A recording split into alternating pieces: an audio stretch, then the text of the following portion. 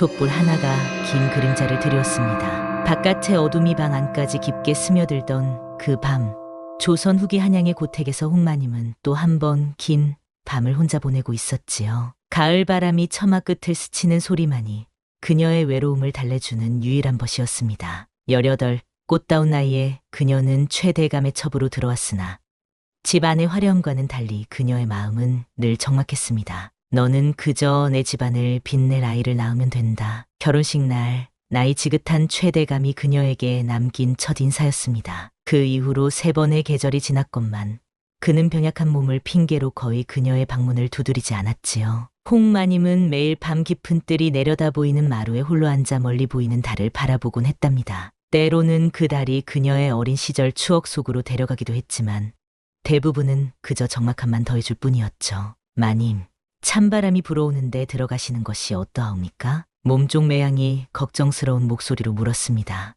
허나 홍마님은 그저 가벼운 미소로 답할 뿐이었어요. 매양은 유일하게 그녀의 마음을 읽을 수 있는 사람이었지만 그조차도 마님의 깊은 외로움을 채워줄 수는 없었습니다. 좀 더 있을 테니 너는 먼저 쉬고 있거라. 홍마님의 목소리는 바람에 흩날리는 낙엽처럼 가볍게 떨어졌어요. 매양이 물러간 후 그녀는 더욱 깊은 고독 속으로 빠져들었습니다. 대감의 집안에 들어온 이후 그녀는 점점 자신의 감정을 잃어가고 있었지요. 웃음도 울음도 분노도 모두 그녀에게서 멀어져 갔답니다. 어느 날 밤이었어요. 평소와 같이 마루에 앉아있던 홍마님의 귀에 발자국 소리가 들려왔습니다. 누군가가 정원을 지나고 있었지요. 그녀는 창문 너머로 시선을 돌렸고 그곳에는 머슴 길석이 서 있었습니다. 그는 땔감을 안고 있었고 홍마님과 눈이 마주치자 놀란 듯 고개를 숙였어요. 내가 여기서 무엇을 하고 있느냐? 홍마님의 목소리에는 오랜만에 호기심이 깃들어 있었습니다. 길석은 땔감을 아는 손에 힘이 들어가는 것을 느꼈지요. 그는 감히 고개를 들지 못하고 대답했습니다.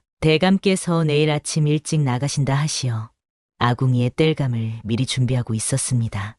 마님, 홍마님은 그의 목소리를 처음 들었습니다. 깊고 차분한 그러나 어딘가 슬픔이 묻어나는 목소리였지요. 그녀는 문득 이 머슴에게 관심이 생겼습니다. 이 집에 온 이후 누구에게도 느끼지 못했던 감정이었어요. 내 이름이 무엇이더냐? 길석이라 하옵니다, 마님. 홍마님의 눈가에 희미한 미소가 번졌습니다. 그것은 오랜 시간 동안 잊고 있던 감정의 흔적이었지요. 그녀는 그날 밤 처음으로 오랜 시간 잠에 들 수 있었습니다. 봄바람이 창문을 스치는 소리에 귀 기울이며 그녀는 어쩐지 내일을 기다리게 되었답니다. 이것이 그들의 첫 만남이었습니다. 다음 날부터 홍마님은 문득문득 정원을 바라보게 되었어요. 길석의 모습을 찾아 헤매는 자신을 발견하곤 했지요. 이런 마음이 이상하게 느껴졌지만 오랜만에 느끼는 무언가에 대한 기대감이 그녀의 하루를 채워줬습니다. 그리고 그녀는 알지 못했어요. 이 작은 만남이 그녀의 삶을 완전히 바꿔놓게 될 것이라는 사실을. 길석은 이 집에서 일한 지 벌써 3년이 되어가고 있었습니다.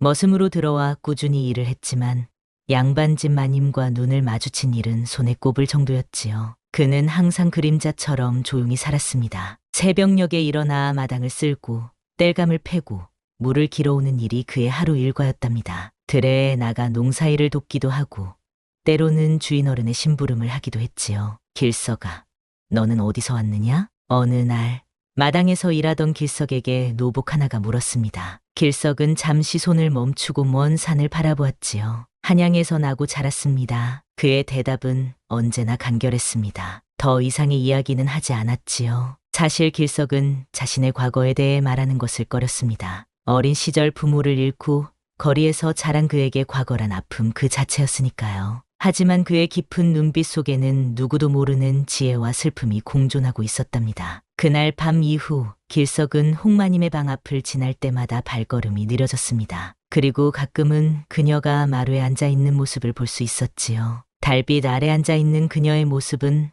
마치 한 폭의 그림처럼 아름다웠습니다. 하지만 동시에 그 아름다움 속에는 깊은 쓸쓸함이 스며 있었지요. 길석은 자신도 모르게 그 모습을 바라보는 시간이 길어져 갔습니다. 길석아, 너 요즘 왜 그리 혼자 있기를 좋아하느냐? 함께 일하는 다른 하인이 물었을 때 길석은 그저 웃음으로 답했지요. 하지만 그의 마음속에는 이름 붙일 수 없는 감정이 자라나고 있었습니다. 신분의 차이, 넘을 수 없는 벽이라는 것을 알면서도 그는 마님을 향한 마음을 점점 키워가고 있었지요. 이틀 뒤 밤이었습니다. 마당에 내리는 가을비를 바라보던 길석은 우연히 홍마님이 혼자 비를 맞으며 정원을 거닐고 있는 모습을 보았지요. 그녀는 마치 이 세상 사람이 아닌 듯 고요히 걸어가고 있었습니다. 길석은 조심스럽게 다가가 물었어요. 마님, 비가 내리고 있사옵니다. 몸이 젖으시면 어찌합니까? 홍마님은 그제야 정신을 차린 듯 고개를 들었습니다. 비에 젖은 그녀의 얼굴은 마치 연꽃잎에 맺힌 이슬처럼 영롱했지요. 내가 또 나를 지켜보고 있었구나. 그녀의 말에 길석은 가슴이 철렁 내려앉았습니다. 감히 마님을 바라본 죄로 곤장을 맞을지도 모른다는 두려움이 엄습했지요. 하지만 예상과 달리 홍마님의 눈빛은 부드러웠습니다. 죄송하옵니다, 마님. 감히 분수를 넘었사옵니다. 길석이 고개를 숙이며 사과했지만 홍마님은 오히려 미소를 지었습니다. 내가 내 방 앞을 지나는 것이 처음이 아니다. 내 발걸음 소리를 알아차렸노라. 그 말에 길석의 얼굴이 붉어졌습니다. 마님이 자신의 존재를 알고 있었다니 그는 어찌해야 할지 몰라 그저 서 있기만 했지요. 길석아, 오늘 밤 술을 가져오너라. 나 혼자 있기가 너무 외롭구나. 홍마님의 말에 길석은 놀라움을 감출 수 없었습니다. 양반집 마님이 머슴에게 이런 부탁을 한다는 것은 상상도 할 수 없는 일이었지요. 하지만 그녀의 눈빛 속에서 길석은 진심 어린 외로움을 보았습니다. 그것은 그가 평생 안고 살아온 감정과 닮아 있었지요. 마님의 명을 받들겠사옵니다. 길석은 조심스럽게 대답했습니다. 그리고 그날 밤 그는 몰래 술을 마련하여 홍마님의 방으로 향했지요. 가슴은 뛰고 있었지만 발걸음은 확신에 차 있었답니다. 이것이 죄악이라는 것을 알면서도 그는 그녀에게 다가가고 싶었어요. 홍마님의 방문 앞에 선 길석, 그의 손은 떨리고 있었습니다. 그는 잠시 망설였지요. 이 문을 두드린다면 돌이킬 수 없는 일이 시작될지도 모른다는 예감이 들었습니다. 하지만 그 순간 문이 스르륵 열렸고 그 안에는 달빛처럼 창백한 홍마님의 얼굴이 있었지요. 기다리고 있었다. 그녀의 말 한마디에 길석의 세상은 빛으로 가득 찼습니다. 그는 조심스럽게 방 안으로 들어섰고 그렇게 두 사람의 위험한 밤은 시작되었답니다. 신분의 벽을 뛰어넘는 그들의 만남. 그것은 마치 불꽃이 폭풍우 속에서 피어나는 것처럼 위험하고도 아름다운 순간이었지요. 머슴이 마님의 방에 들어간다는 것. 그것은 상상조차 할 수 없는 일이었습니다. 만약 누군가 알게 된다면 두 사람 모두 큰 화를 입을 터였지요. 하지만 그날 밤 홍마님과 길석은 좁은 방 안에서 마주 앉아 조용히 술을 마시고 있었습니다. 촛불 하나가 그들 사이에서 흔들리며 긴 그림자를 만들어내고 있었어요. 둘이 익숙하지 않은 것 같구나. 홍마님이 길석의 어색한 모습을 보며 미소 지었습니다. 길석은 얼굴을 붉히며 고개를 숙였지요. 사실 그는 지금까지 술을 제대로 마셔본 적이 없었습니다. 하루 종일 일하고 지친 몸으로 잠드는 것이 그의 일상이었으니까요. 죄송하옵니다, 마님. 저희는 술을 즐기지 않아 왔사옵니다. 홍마님은 천천히 술잔을 기울이며 길석을 바라봤습니다. 그의 거친 손, 햇볕에 그을린 얼굴, 그러나 깊고 맑은 눈빛이 그녀의 마음을 흔들었습니다. 평소에는 결코 볼 수 없었던 머슴의 모습이었지요. 너는 어디에서 왔느냐? 한양에서 나고 자랐습니다. 어릴 적부터 이곳저곳을 떠돌며 살았지요. 내 가족은? 길석은 잠시 말을 멈추고 창밖을 바라보았습니다. 그의 눈에 서린 슬픔이 보였지요. 없습니다. 어릴 때 잃었습니다. 홍마님은 그의 대답에 마음이 아팠습니다. 그녀 역시 어린 시절 부모를 여의고 먼 친척 집에서 자랐기에 그 마음을 이해할 수 있었지요. 그녀는 천천히 손을 뻗어 길석의 손을 살짝 건드렸습니다. 그 순간 길석의 몸이 움찔했지만 그는 손을 빼지 않았어요. 나도 가족이 없단다. 18배 이 집에 시집와서는 더욱 외로워졌지. 아무도 내 눈을 바로 보지 않더구나. 홍마님의 목소리에는 깊은 슬픔이 묻어 있었습니다. 길석은 처음으로 마님의 진짜 모습을 보게 된 것 같았지요. 화려한 비단 옷 아래 숨겨진 그녀의 외로움을, 아무에게도 말하지 못했던 그녀의 고독을 말입니다. 너는 왜 항상 나를 지켜보고 있었느냐? 갑작스러운 질문에 길석은 대답을 망설였습니다. 그는 정말로 왜 마님을 지켜봤던 걸까요? 처음에는 그저 아름다운 마님의 모습이 그의 눈길을 끌었을 뿐이었습니다. 하지만 언제부터인가 그는 마님의 슬픔에 이끌리게 되었지요. 그것은 그의 슬픔과 닮아 있었으니까요. 조인이 마님의 외로움을 보았사옵니다. 그 모습이 저와 같아 보여. 그는 감히 더 말을 잇지 못하고 고개를 숙였습니다. 홍마님은 그의 말에 놀란 눈빛을 감추지 못했어요. 누군가가 자신의 마음을 들여다보고 있었다는 사실이 그녀를 떨리게 했습니다. 넌 내게 처음으로 눈을 맞추는 사람이구나. 그녀는 천천히 술잔을 내려놓았습니다. 촛불빛에 비친 그녀의 얼굴은 평소보다 더 생기 있어 보였지요. 졸기운이 돌았는지 아니면 오랜만에 누군가와 진심 어린 대화를 나누어서인지 그녀의 뺨은 살짝 상기되어 있었습니다. 마님, 길석이 조심스럽게 그녀의 이름을 불렀지만 더 이상의 말은 나오지 않았어요. 그들 사이에는 말로 표현할 수 없는 감정이 흐르고 있었습니다. 그것은 금지된 것이었고 위험한 것이었지만 동시에 그들에게는 너무나 자연스러운 것이었지요. 길석아, 너는 그를 아느냐? 홍마님의 갑작스러운 질문에 길석은 고개를 끄덕였습니다. 조금은 압니다. 어린 시절 서당에서 몇 년간 배웠사옵니다. 그의 대답에 홍마님은 놀라움을 감추지 못했습니다. 보통 머슴들은 그를 모르는 경우가 많았으니까요. 그녀는 문득 방 한쪽에 있던 책을 가져왔습니다. 이것은 내가 좋아하는 시집이다. 한번 읽어주겠느냐? 길석은 조심스럽게 책을 받아들었습니다. 그의 거친 손과 고운 비단책의 대비가 선명했지요. 그는 책을 펼치고 천천히 시를 읽기 시작했습니다. 그의 목소리는 깊고 감미로웠어요. 홍마님은 그의 목소리에 귀를 기울였습니다. 머슴의 입에서 나오는 시구가 이상하게도 그녀의 마음을 울렸지요. 꽃이 지고 새가 우는데 봄바람은 나를 데려가고 달이 지고 이슬이 맺히니 가을밤은 나를 적시는구나. 길석의 목소리가 방 안을 채웠습니다. 홍마님은 그의 얼굴을 바라보았지요. 촛불빛에 비친 그의 얼굴은 더 이상 머슴의 얼굴이 아니었습니다. 그것은 한 사람의 남자, 그녀의 마음을 움직이는 한 사람의 얼굴이었지요. 내가 이렇게 시를 읽을 줄 알다니. 홍마님의 목소리는 작았지만 그 안에는 감탄과 호기심이 가득했습니다. 길석은 미소 지었고 그 미소는 그의 얼굴을 한층 더 빛나게 했지요. 그 순간 마님과 머슴 사이에는 위험한 감정이 흐르기 시작했습니다. 신분의 벽을 넘어 한 사람과 한 사람으로서의 감정이었습니다. 밤은 깊어갔고 두 사람의 대화는 계속되었습니다. 그들은 각자의 어린 시절, 꿈꾸었던 삶, 그리고 지금의 외로움에 대해 이야기했지요. 처음으로 홍마님은 자신의 진짜 마음을 누군가에게 털어놓을 수 있었습니다. 그리고 길석 역시 자신의 이야기를 들어주는 사람을 만났지요. 밤이 깊어갈수록 그들 사이의 거리는 점점 좁아져 갔습니다. 그것은 마치 오랫동안 메마른 땅에 비가 내리는 것처럼 자연스러운 일이었지요. 홍마님은 술에 약간 취한 듯 길석을 바라보았습니다. 달빛이 창문을 통해 스며들어 그들 사이에 은은한 빛의 강을 만들었지요. 그 강을 사이에 두고 두 사람은 서로를 바라보고 있었습니다. 시간은 멈춘 것 같았고 세상의 모든 소리가 잦아들었어요. 오늘 밤은 아무도 오지 않을 것이다. 홍마님의 목소리는 바람결처럼 가볍게 방 안을 맴돌았습니다. 그 말에 담긴 의미를 길석은 천천히 받아들였지요. 그의 심장은 빠르게 뛰기 시작했고 숨은 점점 가빠졌습니다. 홍마님은 자신도 모르게 손을 뻗어 길석의 손을 잡았어요. 그 순간 길석의 몸이 긴장으로 굳어졌습니다.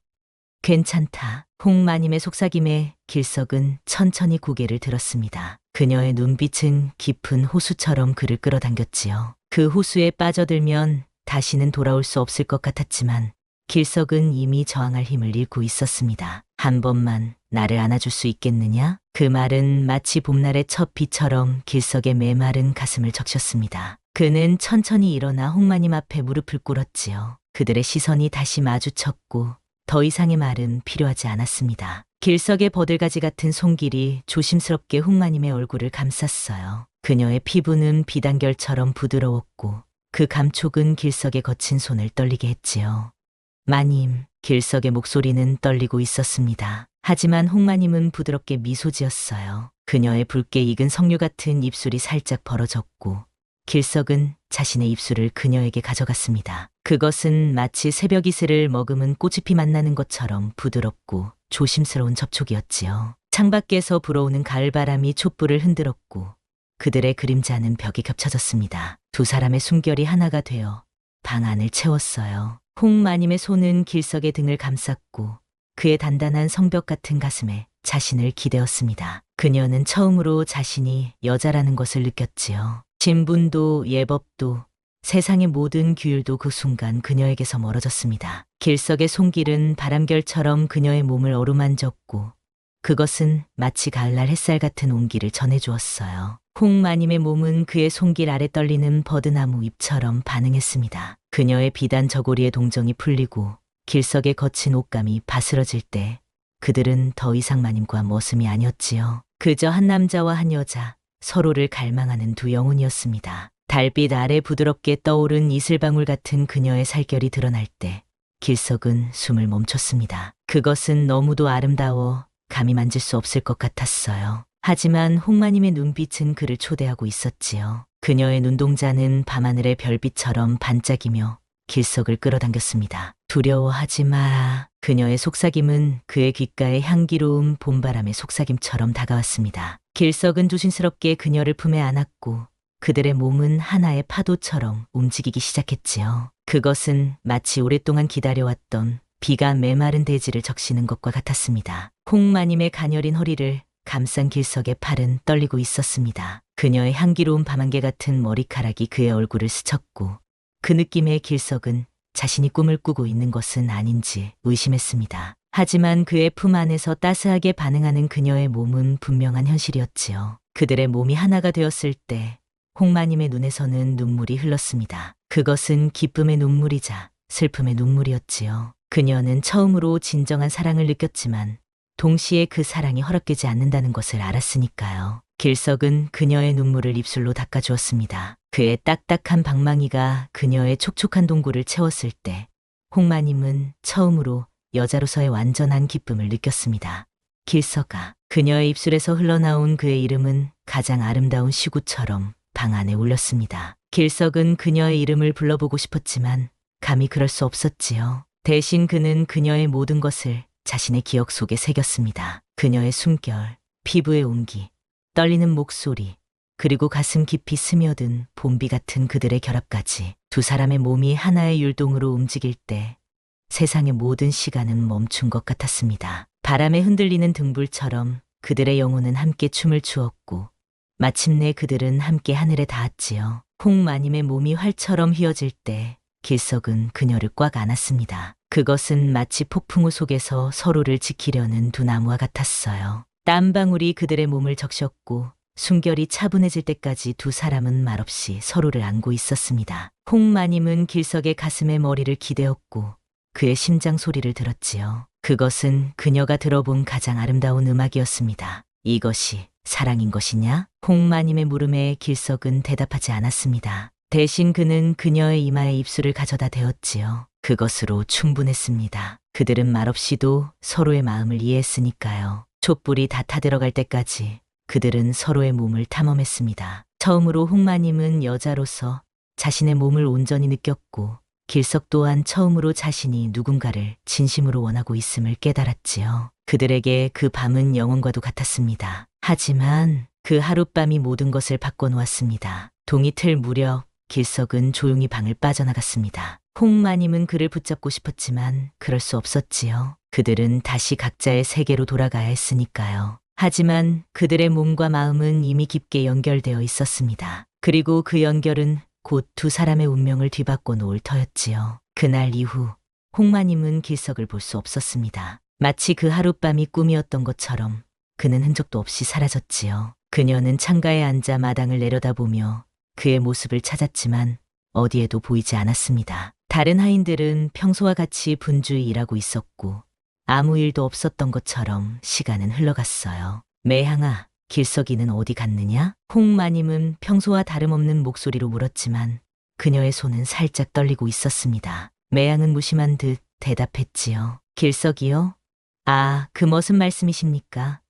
대감께서 시골 농장으로 보내셨다 합니다. 며칠 전에요. 홍마님은 가슴이 철렁 내려앉는 것을 느꼈습니다. 그를 다시 볼 수 없다는 생각에 숨이 막혔지요. 하지만 그녀는 아무렇지 않은 척 고개를 끄덕였어요. 그렇구나. 별일도 다 있구나. 매양은 홍마님의 창백한 얼굴을 의아하게 바라보았지만 더 이상 묻지 않았습니다. 그녀는 마님을 오랫동안 모셔왔기에 때로는 말하지 않는 것이 더 나을 때가 있다는 것을 알고 있었지요. 날이 지나고 또 지났습니다. 홍마님은 점점 자신과 길석의 하룻밤이 정말 꿈이었던 것은 아닌지 의심하기 시작했어요. 하지만 그녀의 몸은 그 밤의 기억을 생생하게 간직하고 있었습니다. 그의 손길, 그의 숨결, 그리고 그의 따뜻한 품이 실제였다는 것을 그녀는 분명히 알고 있었지요. 한 달이 지났을 무렵 홍마님은 아침마다 메스꺼움을 느끼기 시작했습니다. 처음에는 단순한 체한 증상이라 생각했지요. 하지만 그 증상은 날이 갈수록 심해졌고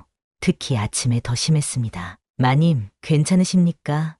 얼굴이 창백하십니다. 매양이 걱정스러운 눈빛으로 물었습니다. 홍마님은 힘없이 웃으며 대답했지요. 괜찮다. 그저 조금 피곤할 뿐이다. 하지만 그녀의 몸은 분명 변화하고 있었습니다. 평소 좋아하던 음식들이 갑자기 싫어졌고 향긋한 차 냄새조차 구역질이 나게 했지요. 그녀는 자신의 몸에 무슨 일이 일어나고 있는지 점점 깨닫기 시작했습니다. 어느 날 아침 홍마님은 평소보다 더 심한 구토를 하고 있었습니다. 매양이 물그릇을 들고 들어왔다가 그 모습을 보았지요. 그녀는 물그릇을 내려놓고 조심스럽게 마님에게 다가갔습니다. 마님, 혹시...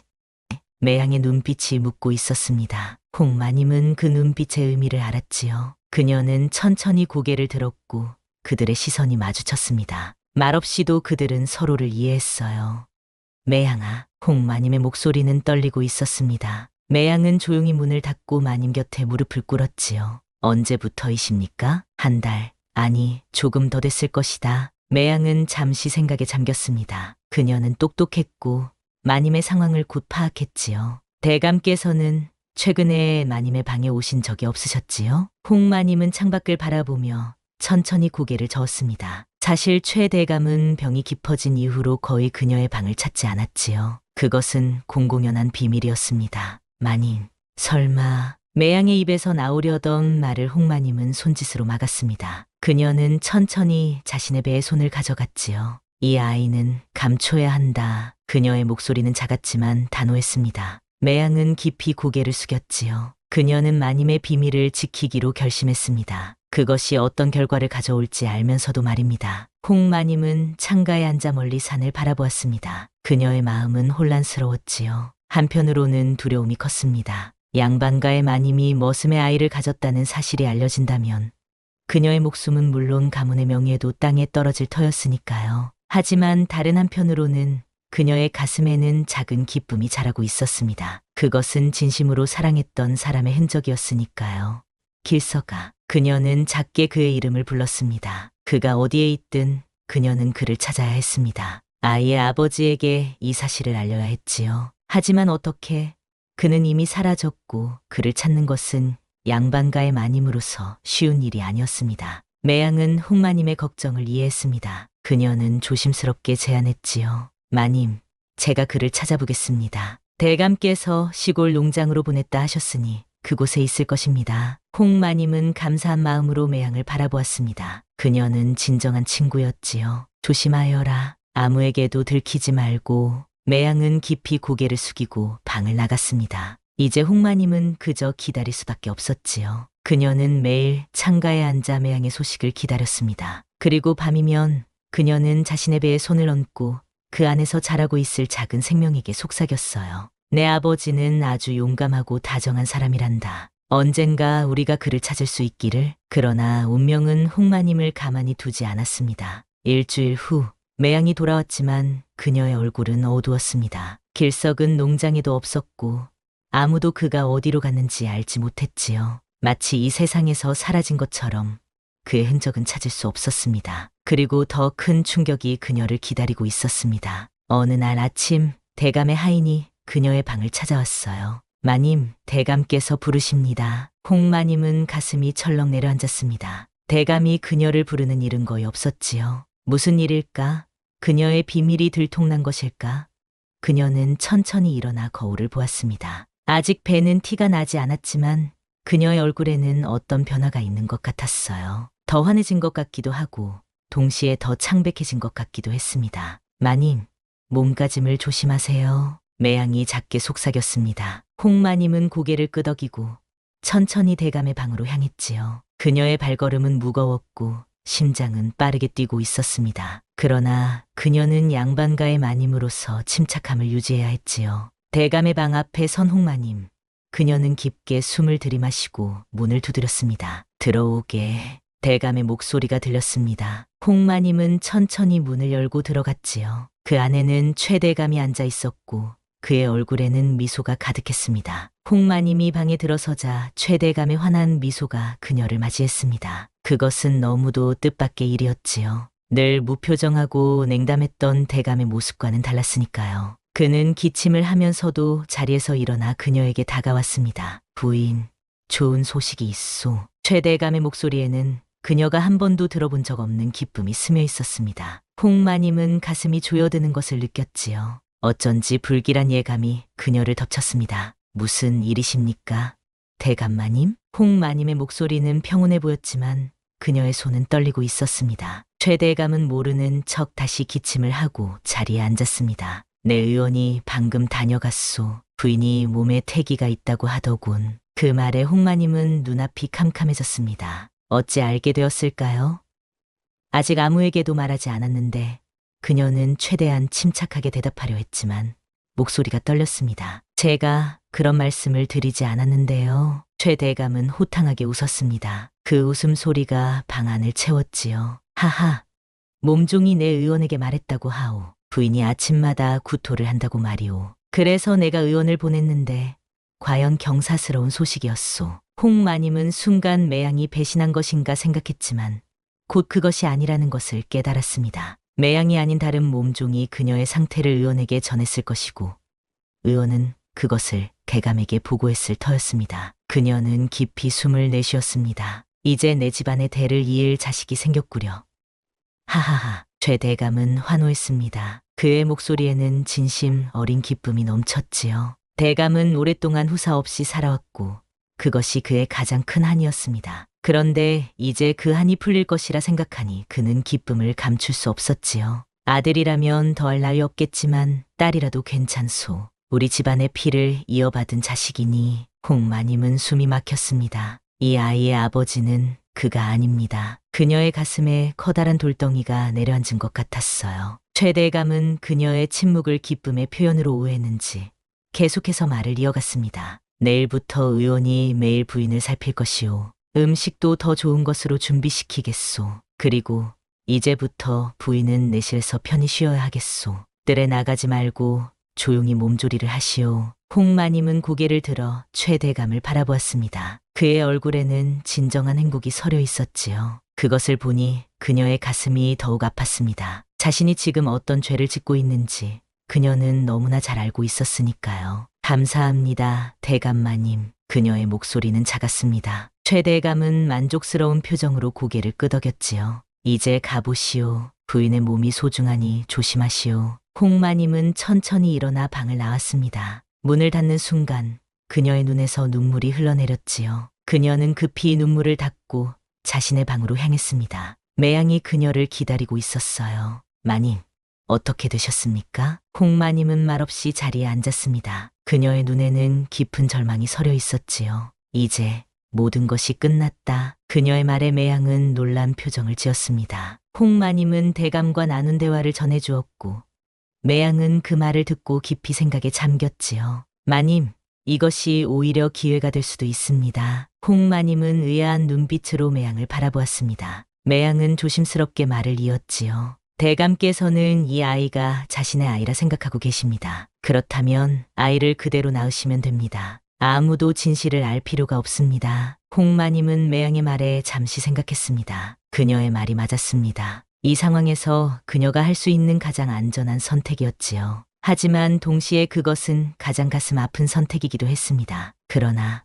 나는 이 아이의 진짜 아버지를 찾고 싶구나. 홍마님의 말에 매양은 안타까운 표정을 지었습니다. 그녀는 마님의 마음을 이해했지만 현실은 냉혹했지요. 마님, 지금은 그럴 때가 아닙니다. 대감께서 부인을 더 가까이 지키실 것입니다. 부인의 일거수일투족을 살피실 것이고 길석을 찾으려 하신다면 그건 위험한 일이 될 것입니다. 홍마님은 깊이 한숨을 내쉬었습니다. 매양의 말이 맞았습니다. 지금 가장 중요한 것은 아이의 안전이었지요. 그녀는 천천히 손을 베어 얹었습니다. 그래, 이 아이를 지켜야 한다. 그날부터 홍마님의 생활은 완전히 달라졌습니다. 최대감은 약속대로 의원을 매일 보냈고 좋은 음식과 약재를 끊임없이 공급했지요. 홍마님의 방은 마치 금으로 된 새장과도 같았습니다. 화려하고 풍요롭지만 그녀는 그 안에 갇혀 있었답니다. 한 달이 지나고 또 한 달이 지났습니다. 홍마님의 배는 조금씩 불러오기 시작했지요. 최대감은 그 모습을 보며 더욱 기뻐했고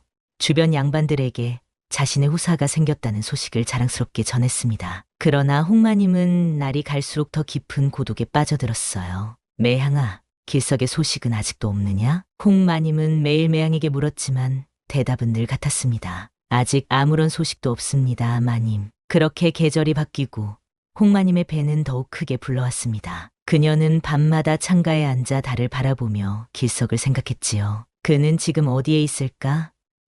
아이가 자라고 있다는 사실을 알까? 그녀는 그에게 너무 많은 말을 하고 싶었습니다. 어느 날 밤, 홍마님이 창가에 앉아 있을 때 바깥에서 조용한 발자국 소리가 들렸습니다. 그녀는 귀를 기울였지요. 분명 누군가가 정원을 지나고 있었습니다. 그녀의 심장이 빠르게 뛰기 시작했어요. 설마, 홍마님은 조심스럽게 일어나 창문을 열었습니다. 달빛이 비치는 정원에 한 남자의 그림자가 서 있었지요. 그녀는 숨을 멈췄습니다. 그 실루엣은 너무나 익숙했으니까요. 길서가? 그녀의 입에서 그의 이름이 새어나왔습니다. 그림자가 천천히 돌아섰고 달빛 아래 그의 얼굴이 드러났지요. 그것은 분명 길석이었습니다. 그는 살짝 수척해 보였지만 여전히 그녀가 기억하는 모습 그대로였어요. 홍마님의 눈에서 눈물이 흘러내렸습니다. 그녀는 창문을 더 넓게 열었지요. 길석은 천천히 창문 아래로 다가왔습니다. 그들 사이에는 말이 필요 없었어요. 길석의 눈이 홍마님의 배로 향했고 그의 눈에 깊은 감정이 스쳤습니다. 마님, 제 아이입니까? 그의 목소리는 떨리고 있었습니다. 홍마님은 처음에는 대답하지 않았어요. 그녀는 주변을 살폈습니다. 아무도 보고 있지 않은지 확인했지요. 그리고 나서야 그녀는 작게 고개를 끄덕였습니다. 그래, 그 한마디에 길석의 눈에서 눈물이 흘러내렸습니다. 그는 감히 손을 뻗어 그녀의 배를 만지고 싶었지만 그럴 수 없다는 것을 알았지요. 그들 사이에는 여전히 넘을 수 없는 벽이 있었으니까요. 어찌 돌아온 것이냐? 모두가 내가 사라졌다고 했다. 홍마님이 물었습니다. 길석은 잠시 침묵했다가 대답했지요. 마님을 다시 뵙고 싶었습니다. 떠나기 전에 마지막으로.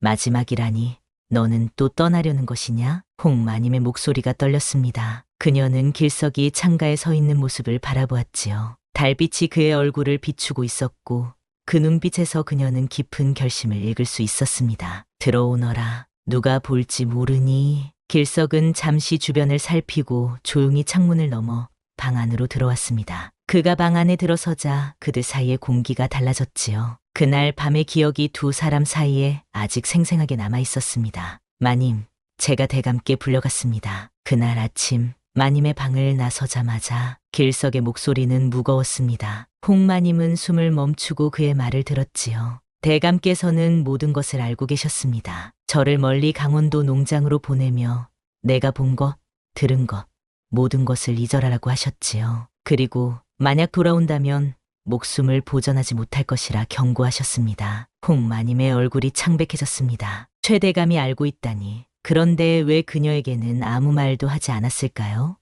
왜 그녀를 벌하지 않았을까요? 그런데 왜 돌아온 것이냐? 내 목숨이 위험하다는 것을 알면서. 길석은 천천히 홍마님 앞에 무릎을 꿇었습니다. 그의 눈에는 결연한 의지가 담겨 있었지요. 제가 마님을 이대로 두고 갈 수 없었습니다. 마님과 아이를, 우리 아이를. 그의 손이 조심스럽게 홍마님의 배를 향했지만 감히 닿지는 못했습니다. 홍마님은 그의 손을 잡아 자신의 배에 가져다 대었지요. 길석의 손이 떨렸습니다. 우리 아이가 정말로 여기에 있구나. 길석의 눈에 눈물이 고였습니다. 그는 잠시 움직이지 않고 그녀의 배에 손을 얹은 채 머물렀지요. 그 작은 생명의 온기가 그의 손을 통해 전해지는 것 같았습니다. 마님, 이제 어찌하실 생각이십니까? 대감께서는. 홍마님은 창밖을 바라보았습니다. 그녀의 눈에는 복잡한 감정이 맴돌았지요. 대감은 모든 것을 알면서도 침묵하고 있다. 그는 후사를 원하고 있어. 그에게 중요한 것은 가문을 이을 아이지. 그 아이가 누구의 핏줄인지가 아니야. 길석은 그녀의 말을 이해했습니다. 그는 천천히 일어나 그녀 앞에 섰지요. 그렇다면 마님, 제게 한 가지 제안이 있습니다. 홍마님은 그를 바라보았습니다. 길석의 눈빛이 달라져 있었어요. 그것은 결심한 사람의 눈빛이었지요. 마님, 이제 떠나십시오. 제가 모든 것을 뒤집어 쓰겠습니다. 홍마님은 의아한 눈빛으로 그를 바라보았습니다. 길석은 진지하게 말을 이었지요. 제가 대감께 고백하겠습니다. 제가 마님을 강제로 범했다고요. 그러면 마님은 모든 의심에서 벗어나실 수 있을 것입니다. 홍마님은 충격을 받았습니다. 그는 자신의 목숨을 걸고 그녀를 구하려 하고 있었습니다. 그녀는 결코 그것을 허락할 수 없었지요. 안 돼. 그렇게 하면 너는 죽을 것이다. 길석은 슬프게 미소 지었습니다. 그의 눈에는 이미 모든 것을 받아들인 듯한 평온함이 있었어요. 저는 이미 죽을 각오를 하고 왔습니다. 마님과 아이만 안전하다면. 홍마님은 그의 말을 끊었습니다. 그녀는 결코 그런 희생을 받아들일 수 없었어요. 그렇게 할 수 없다. 나는 너를 잃고 싶지 않다. 그녀의 고백에 길석의 눈이 젖어들었습니다. 그는 그녀의 손을 잡았지요. 그럼 저와 함께 떠나십시오. 오늘 밤, 지금 당장. 홍마님은 잠시 그 제안에 흔들렸습니다. 길석과 함께 모든 것을 버리고 떠난다면 그들은 새로운 삶을 시작할 수 있을지도 모릅니다. 하지만 현실은 그렇게 단순하지 않았지요. 그녀는 자신의 배를 내려다보았습니다. 나는 할 수 없다. 이 몸으로 어디를 가겠느냐? 우리가 어디로 가든 쫓길 것이다. 대감의 힘은 강하다. 우리는 결코 안전할 수 없을 것이다. 길석은 고개를 숙였습니다. 그의 마음은 무거웠지만 그는 이해했지요. 그는 다시 고개를 들고 그녀의 눈을 바라보았습니다. 그럼 제가 아이가 태어날 때까지 기다리겠습니다. 그리고 그때 다시 오겠습니다. 마님과 아이를 데리고 떠날 수 있도록. 홍마님은 슬프게 웃었습니다. 그의 순수한 마음이 아팠지요. 그녀는 그가 얼마나 위험한 상황에 있는지 알고 있었습니다. 길석아, 너는 지금 당장 이곳을 떠나야 한다. 대감이 내가 돌아온 것을 알면 내 목숨은 없을 것이다. 그때 밖에서 발자국 소리가 들렸습니다. 두 사람은 순간 얼어붙었지요. 매양이 급히 방문을 열고 들어왔습니다. 마님, 대감께서 오고 계십니다. 홍마님의 얼굴이 창백해졌습니다. 길석은 재빨리 창문 쪽으로 움직였지만 그는 떠나기 전에 마지막으로 그녀를 바라보았습니다. 마님, 제가 반드시 다시 오겠습니다. 그때까지 부디 우리 아이를 지켜주십시오. 그리고 그는 창문을 통해 밖으로 사라졌습니다. 홍마님은 급히 창문을 닫고 자리에 앉았어요. 매양은 빠르게 방을 정리했지요. 마님, 이번에는 제발 아무 말도 하지 마십시오. 대감께서 의심하고 계실지도 모릅니다. 매양의 말에 홍마님은 고개를 끄덕였습니다. 그녀의 손은 떨리고 있었지만 그녀는 침착함을 유지하려 했어요. 대감의 무거운 발걸음 소리가 복도에서 들려왔고 곧 문이 열렸습니다. 부인, 늦은 시간에 실례하오. 최대감의 목소리는 평소와 다름없었습니다. 하지만 그의 눈은 방 안을 천천히 살피고 있었지요. 홍마님은 미소 지었습니다. 괜찮습니다, 대감마님. 무슨 일이십니까? 최대감은 천천히 방 안으로 들어와 그녀 앞에 앉았습니다. 그의 눈빛이 홍마님의 얼굴을 살폈지요. 부인의 건강이 염려되어 들렀소.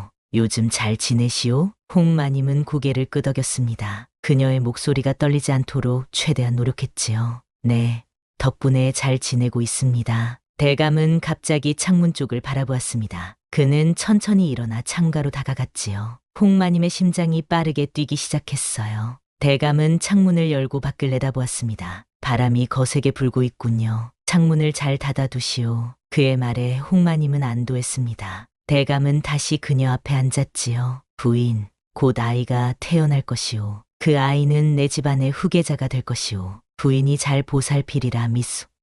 홍마님은 고개를 끄덕였습니다. 그녀의 마음은 무거웠지만 그녀는 최선을 다해 대답했어요. 네, 대감마님. 제가 최선을 다하겠습니다. 최대감은 만족스러운 표정으로 방을 나갔습니다. 문이 닫히고 홍마님은 깊은 한숨을 내쉬었지요. 매양이 그녀 곁으로 다가왔습니다. 마님, 길석이가 무사히 도망쳤을까요? 홍마님은 창밖을 바라보며 손을 가슴에 얹었습니다. 그녀의 심장은 여전히 빠르게 뛰고 있었어요. 그가 무사하기를. 내 마음도 그와 함께 달아났으니. 몇 달이 지나고 홍마님은 출산을 앞두게 되었습니다. 그녀의 배는 크게 불러왔고 이제는 방 안에서 걷는 것조차 힘들어졌지요. 매양은 밤낮으로 그녀 곁을 지키며 돌보았습니다. 최대감은 명망 높은 산파를 불러들였고 아이의 탄생을 위한 모든 준비를 갖추었어요. 마님, 이제 곧 아이를 만나실 수 있겠습니다. 매양이 홍마님의 등을 쓰다듬으며 말했습니다. 홍마님은 창밖을 바라보았지요. 봄이 왔고 꽃들이 피기 시작했습니다. 그녀는 문득 길석이 지금 어디에 있을지 생각했어요. 그는 무사한 것일까?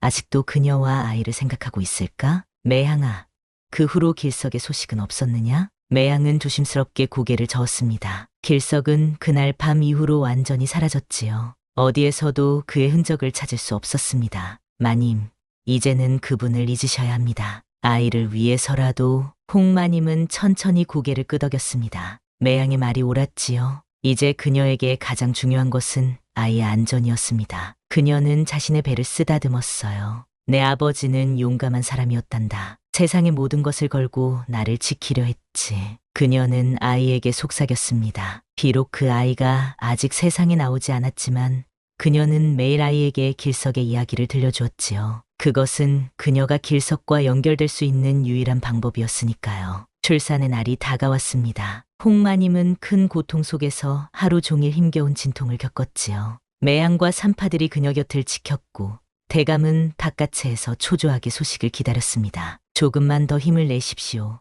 마님, 아이가 나오려고 합니다. 산파의 외침에 홍마님은 마지막 힘을 모았습니다. 그녀는 길석을 생각했어요. 그가 이 순간 자신과 함께 있다면 얼마나 좋을까. 하지만 그는 이미 멀리 떠났고 그녀는 혼자서 이 고통을 견뎌야 했지요. 마침내 아이의 울음소리가 방 안을 가득 채웠습니다. 산파가 기쁜 목소리로 외쳤어요. 사내아이입니다. 건강한 사내아이를 얻으셨습니다. 마님, 홍마님의 눈에 눈물이 흘렀습니다. 그녀는 지친 몸을 일으켜 아이를 보려 했지요. 산파가 깨끗이 씻긴 아이를 그녀의 품에 안겨주었어요. 내 아들. 홍마님은 아이의 작은 얼굴을 바라보았습니다. 그의 눈, 코, 입 모든 것이 길석을 닮아 있었지요. 특히 그 깊고 맑은 눈빛은 분명 길석의 것이었습니다. 그녀는 아이를 품에 꼭 안았어요. 마님, 대감께서 곧 들어오실 것입니다. 준비하십시오. 매양의 말에 홍마님은 정신을 차렸습니다. 그녀는 아이를 한 번 더 바라보고 고개를 끄덕였지요. 곧 문이 열리고 최 대감이 들어왔습니다. 그의 얼굴에는 기쁨이 가득했어요. 아들이라 하더군. 내 후계자가 태어났구려. 최 대감은 아이에게 다가가 살펴보았습니다. 그의 눈이 잠시 아이의 얼굴을 유심히 바라보았지요. 홍마님은 숨을 멈추고 그를 지켜보았습니다. 대감은 아이의 특징을 알아볼까요? 그가 자신의 아이가 아니라는 것을 눈치챌까요? 하지만 최 대감은 그저 미소 지었습니다. 그는 아이의 작은 손을 잡았어요. 훌륭한 아들이구려. 내 이름을 이을 자식. 홍마님은 안도했습니다. 대감은 아무것도 모르는 척했지요. 아니, 어쩌면 그는 정말로 아이를 자신의 핏줄로 받아들이기로 한 것인지도 모릅니다. 그에게 중요한 것은 가문의 명예와 후계자였으니까요. 이름은 무엇으로 지을까요? 대감마님? 홍마님이 조심스럽게 물었습니다. 최 대감은 잠시 생각했어요. 최연이라 하겠소. 멀리서 연을 맺어 온 인연이라는 뜻이오. 그의 말에 담긴 의미를 홍마님은 이해했습니다. 대감은 알고 있었지요. 그는 모든 것을 알면서도 이 아이를 받아들이기로 한 것입니다. 그녀는 고개를 숙였어요. 좋은 이름입니다. 대감마님. 아이의 탄생 소식은 곧 집안 전체에 퍼졌고 축하의 인사가 끊이지 않았습니다. 홍마님은 아이와 함께 조용한 시간을 보냈지요. 그녀는 아이를 품에 안고 창가에 앉아 멀리 산을 바라보았습니다. 내 아버지가 저 너머 어딘가에 있단다. 언젠가 우리가 그를 찾을 수 있기를. 세월이 흘렀습니다. 최연은 건강하게 자라났고 이제 3살이 되었지요. 그는 총명하고 활기찬 아이였습니다. 최 대감은 그를 무척 아꼈고 그의 교육에 많은 관심을 기울였어요. 홍마님은 아들과 함께 평온한 나날을 보냈지만 그녀의 마음 한구석에는 여전히 길석에 대한 그리움이 자리하고 있었습니다. 어느 봄날 홍마님은 아들과 함께 정원을 거닐고 있었습니다. 최연은 나비를 쫓아 뛰어다녔고 그녀는 미소 지으며 그를 바라보았지요. 그때 정원 담장 너머로 누군가가 그들을 지켜보고 있다는 느낌이 들었습니다. 홍마님은 천천히 고개를 들어 담장을 바라보았어요. 그곳에 한 남자가 서 있었습니다. 그는 평범한 행상인의 모습이었지만 그 눈빛은 그녀가 결코 잊을 수 없는 눈빛이었지요. 길서가 그녀의 입에서 작게 그의 이름이 새어나왔습니다. 그는 그녀를 바라보며 살짝 미소 지었어요. 그리고 그의 시선이 최연에게 향했습니다. 그의 눈에 눈물이 고였지요. 그는 자신의 아들을 처음으로 보고 있었습니다. 홍마님은 주변을 살폈습니다. 아무도 보고 있지 않았어요. 그녀는 최연의 손을 잡고 담장 쪽으로 천천히 걸어갔습니다. 연아, 저기 나비가 있구나. 가서 보자. 그녀는 아이에게 말했고 최연은 기쁜 표정으로 따라왔어요. 그들이 담장 가까이 다가갔을 때 길석은 담장 너머에서 그들을 바라보았습니다. 그의 눈에는 말할 수 없는 감정이 담겨 있었지요. 건강해 보이는구나. 길석의 목소리는 작았지만 홍마님의 귀에 또렷이 들렸습니다. 그녀는 고개를 끄덕였어요. 내가 돌아왔구나. 길석은 미소 지었습니다. 그의 얼굴은 수척해져 있었지만 여전히 그녀가 기억하는 모습 그대로였어요. 마님과 아이를 한 번만 더 보고 싶었습니다. 홍마님은 눈물을 참으며 최연을 가리켰습니다. 아이는 호기심 어린 눈빛으로 길석을 바라보았지요. 이 아이가 우리 아들이란다. 이름은 연이라고 한단다. 길석의 눈에서 눈물이 흘렀습니다. 그는 담장 너머로 손을 뻗어 아이의 머리를 쓰다듬고 싶었지만 그럴 수 없었지요. 그는 그저 바라볼 수밖에 없었습니다. 연아, 내 눈이 참 맑구나. 건강하게 자라거라. 최연은 낯선 사람이지만 이상하게 친근감을 느끼는 듯했습니다. 그는 길석을 바라보며 웃었어요. 아저씨는 누구세요? 그 질문에 길석과 홍마님은 잠시 말을 잃었습니다. 길석은 천천히 대답했지요. 나는 옛날에 내 어머니를 알던 사람이란다. 홍마님은 아이의 손을 꼭 잡았습니다. 그녀의 마음은 무거웠지만 동시에 기뻤어요. 길석이 무사했고 그가 그들을 잊지 않았다는 사실이 그녀에게 위안이 되었습니다. 길석아, 너는 어디서 지내고 있느냐? 길석은 먼 산을 가리켰습니다. 그의 눈빛은 평온해 보였지요. 저 산 너머 작은 마을에서 살고 있습니다. 농사를 짓고 있지요. 간혹 멀리서 마님과 아이를 지켜볼 수 있어 행복합니다. 홍마님의 눈에 눈물이 고였습니다. 그는 그들 가까이에 있었던 것입니다. 항상 그들을 지켜보고 있었던 거예요. 위험하다. 대감이 알면. 길석은 고개를 끄덕였습니다. 그는 그 위험을 알고 있었지요. 곧 떠날 것입니다. 하지만 마님, 이것을 아이에게 주고 싶습니다. 그는 품속에서 작은 나무 목걸이를 꺼냈습니다. 그것은 그가 직접 깎아 만든 것 같았어요. 새의 모양이었지요. 그는 조심스럽게 그것을 담장 너머로 건넸습니다. 이 새는 자유롭게 날아다니지만 항상 동지를 기억한다고 합니다. 연희가 크면 언젠가 이 의미를 알게 될지도 모르지요. 홍마님은 그 목걸이를 받아 최연의 목에 걸어주었습니다. 아이는 기뻐하며 목걸이를 만졌어요. 예쁘다. 고맙습니다. 아저씨. 길석은 미소 지었습니다. 그의 눈에는 행복과 슬픔이 함께 담겨 있었지요. 이제 가봐야 합니다. 마님, 부디 행복하시길 바랍니다. 홍마님은 말없이 고개를 끄덕였습니다. 그녀의 눈에서 눈물이 흘렀지만 그녀는 미소 지었어요. 너도 행복하기를 바란다, 길석아. 길석은 마지막으로 그들을 바라보고 천천히 돌아섰습니다. 그는 담장 너머로 사라졌지만 그의 존재는 여전히 그들의 마음속에 남아 있었지요. 밤이 되고 홍마님은 자신의 방에서 창가에 앉아 있었습니다. 그녀의 손에는 여전히 그날 밤 길석이 남긴 작은 나무 조각이 쥐어져 있었어요. 그것은 그녀의 유일한 위안이었습니다. 어디에 있는 것이냐, 길석아. 그녀는 속삭였습니다. 달빛이 그녀의 얼굴을 비추었고 그 빛 속에 그녀의 눈물이 반짝였습니다. 하지만 그녀의 입가에는 옅은 미소가 머물러 있었지요. 그 하룻밤의 기억, 그리고 그 밤이 남긴 영원한 비밀. 그것은 결코 사라지지 않을 그녀의 가장 소중한 추억이었습니다. 창밖으로 보이는 산들을 바라보며 홍마님은 언젠가 그들이 다시 만날 수 있기를 소망했습니다. 비록 이 세상에서는 불가능할지라도 어딘가에서 신분의 벽도 세상의 편견도 없는 곳에서 그들이 함께할 수 있기를 바랐지요. 그 하룻밤의 기억은 영원히 사라지지 않는 흔적이 되어 그녀의 마음을 감싸고 있었습니다. 지금까지 시청해주셔서 감사합니다. 홍마님과 머슴 길석의 가슴 아픈 사랑 이야기가 여러분에게 깊은 여운을 남겼기를 바랍니다. 여러분이라면 홍마님이 어떤 선택을 했어야 한다고 생각하시나요? 목숨을 걸고 길석과 함께 떠났어야 할까요? 아니면 그녀처럼 아이를 위해 현실을 선택했어야 할까요? 머슴과 양반의 사랑, 정말 신분을 초월할 수 있었을까요? 그 시대에 금지된 사랑은 어떤 결말을 맺을 수밖에 없었을지 여러분의 생각이 궁금합니다. 이와 같은 조선시대 금지된 사랑 이야기가 더 궁금하시다면 구독 버튼을 눌러주세요. 앞으로도 더 많은 역사 속 비밀스러운 사랑 이야기로 찾아뵙겠습니다. 다음 이야기에서 만나 뵙겠습니다.